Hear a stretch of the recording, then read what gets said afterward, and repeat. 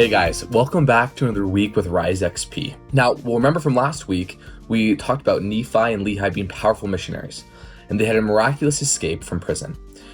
In Helaman 7 through 12, what we're talking about today, Nephi has now come back to the land of Zarahemla, the land of the Nephites, his land, with his people, only to find that everyone was super wicked. This was so disheartening for Nephi. He was just away on a mission, comes back to his people, everyone's wicked there.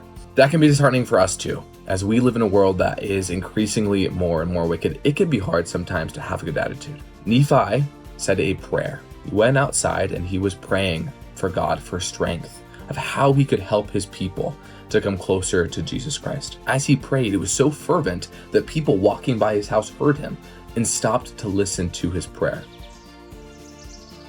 Now, there are so many things that we can learn from Nephi in this way. Sometimes we might question why we live in such troubled times. That can be difficult. It's difficult for me. I'm sure it's difficult for some of you. But like Nephi, we can say to ourselves, these are our days. It's up to you and I to stand up, rise up, and lead. When we feel overwhelmed, we can take our thoughts and our prayers to our Heavenly Father, and we will receive strength and guidance just as Nephi did. Sherry Dew taught, quote, "The simple fact is that our Father did not recommend Eve or Moses or Nephi or countless other magnificent exemplars for this dispensation. He recommended you and me.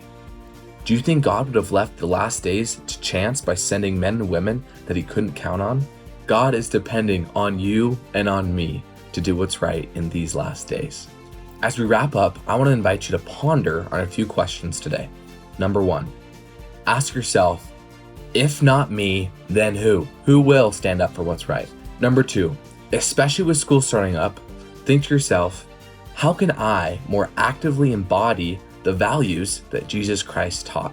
And number three, when I feel overwhelmed and discouraged by the things going on around me, how can I turn to God for guidance? I testify that as you do those things, as you turn to God for power and strength in the wicked world around us, you will find greater hope and peace through the gospel of Jesus Christ. Thank you guys so much for tuning in today, and I look forward to seeing you guys in the weeks to come.